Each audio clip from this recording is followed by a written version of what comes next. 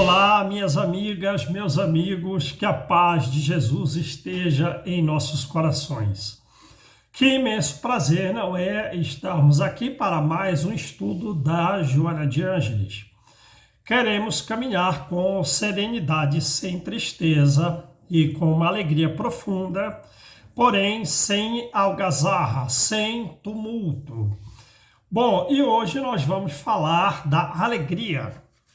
Pegamos aqui o 58º livro dela, cujo título do livro é Vitória sobre a Depressão.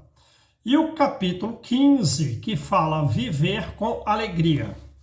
Ela nos diz, saudemos o dia nascente com alegria de viver e gratidão a Deus. Cada novo dia é uma abençoada oportunidade de crescimento espiritual e de iluminação interior. Vencer o mar de problemas são oportunidades de engrandecimento moral, são as tarefas inteligentes para quem deseja conquistar a felicidade. Quando a mente e o coração se abrem à alegria, nós somos capazes de observá-la, a alegria, em todo lugar, bastando para isso olharmos para a vida. Quando se adquire consciência de responsabilidade, de imediato nos sentimos livres.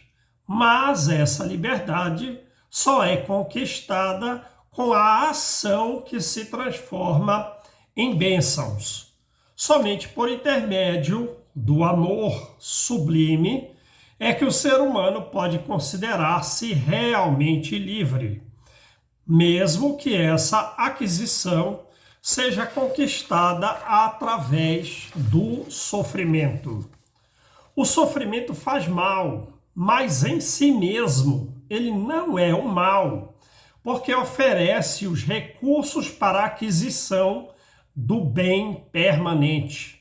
Por isso, o trabalho de qualquer natureza executado com amor é semelhante à liberdade de ação. Que frase linda! Se não há amor no sentimento, a alegria não aflora, porque permanece sombreada de dúvidas e de suspeitas, pois somente pelo amor se adquire a perfeição. Então vejam a importância. Só pelo amor se adquire a perfeição, significando que se nós não amamos suficientemente, teremos nós dúvida e suspeita a respeito dos outros. Agora, quem ama com um grau muito elevado, não duvida nem suspeita do próximo, né? É o que se conclui. Pessoas dizem não amar por não compreender o próximo, por ter dificuldade de aceitá-lo como ele é. Porém, a questão, no entanto, é mais sutil e deve ser formulada de uma outra forma. A forma correta de se formular é: por não amar, não compreende, em razão do egoísmo que dificulta a bondade dos atos em relação aos outros. Quando o amor se instala, a alegria de viver reluz como resultado da própria alegria de nós sermos conscientes dela. A alegria, ela não está na farmácia nem nos mercados. Está oculta no coração de quem ama. Daí surge constantemente a alegria como um contínuo amanhecer e ainda triunfante sobre todas as noites de preocupação. Portanto, viver com alegria não impede a presença dos sofrimentos que fazem parte do processo evolutivo. A questão, no entanto, ela é justamente oposta. Por serem compreendidos os sofrimentos e compreendidos como sendo indispensáveis, que nós podemos retirar deles, dos sofrimentos, satisfação e bem-estar. Sempre que possível, expressemos a nossa alegria de viver, pois os sentimentos que nós cultivarmos serão estímulos para ações futuras. Agora, se permitirmos que a tristeza seja nossa companheira frequente, seremos melancólicos sem ver beleza na vida. Se só nos queixarmos, seremos amargurados, indispostos e desagradáveis. Agora, se cultivarmos ideias enobrecedoras, teremos entusiasmo e um contínuo encantamento diante da vida.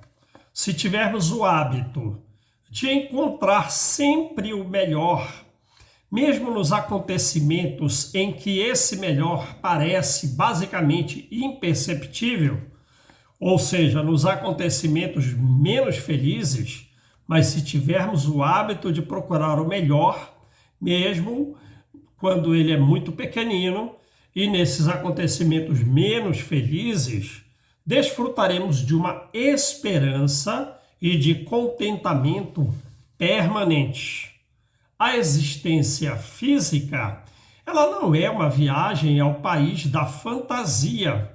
É uma experiência de evolução com processos de refazimento que geram sofrimento pela necessidade de desbastar os metais rígidos da ignorância e do primitivismo que existem em nós, né?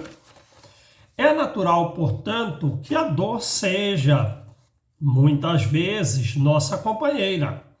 Na juventude, de uma maneira geral, experimentamos expectativas, ansiedades, incertezas. E alguns, na maturidade, quando estão a colher os frutos juvenis, carregam insatisfações e desencantos. E outros, na velhice, carregam consigo o aborrecimento pela perda da agilidade, pela perda da memória, pela perda da visão, da audição e de todas as facilidades que eram bênçãos, né?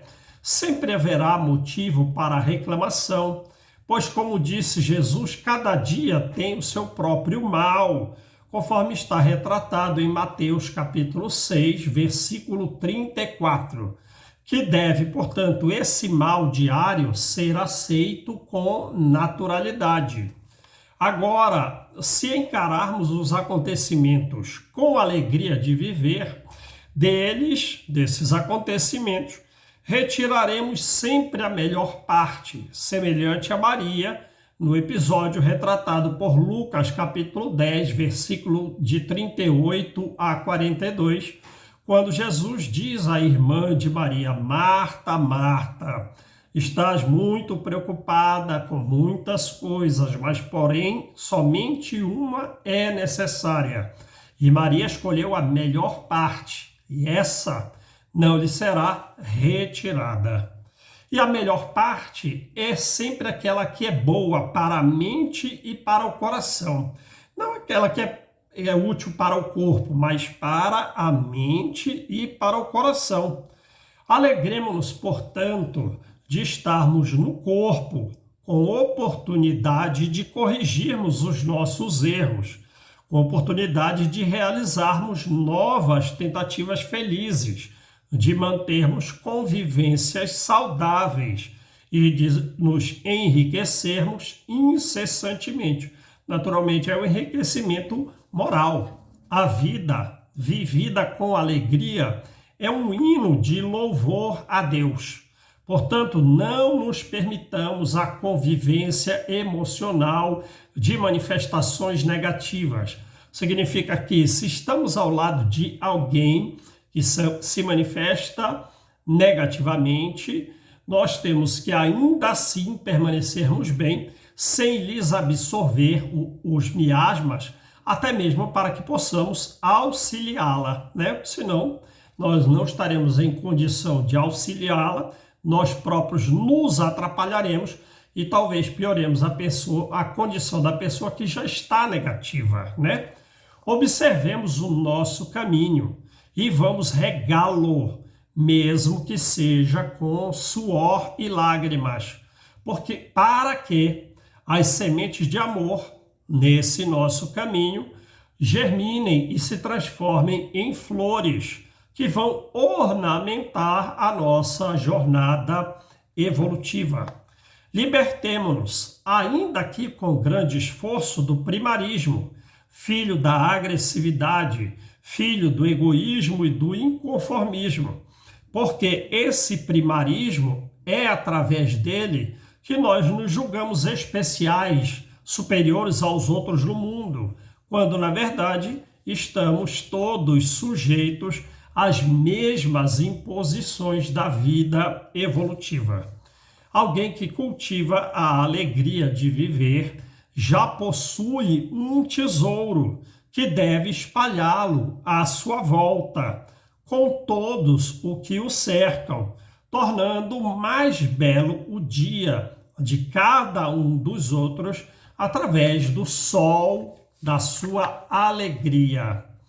E se nós já encontramos Jesus, melhor razão temos para nos alegrar, porque envolto por ele, que é a luz do mundo, nenhuma sombra irá nos prejudicar, nenhuma sombra irá nos ameaçar, nem mesmo a depressão, nem nenhum dos outros transtornos psicológicos.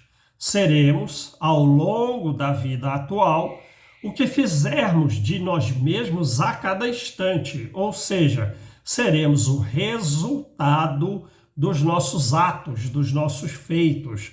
Alegremo-nos, portanto, com a nossa vida e agradeçamos sempre a Deus a glória de desenvolver sabedoria e amor para agirmos cada vez mais com um significado acerto. Vejam essa conclusão.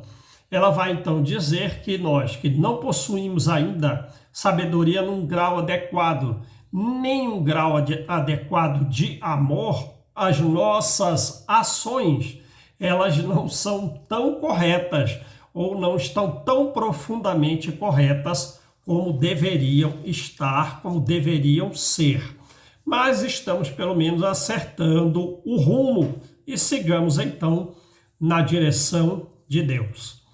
Meus amigos, minhas amigas, que a paz do nosso Mestre Jesus esteja em nossos corações. Sigamos em paz durante essa semana e até a próxima segunda-feira. Que Deus nos abençoe.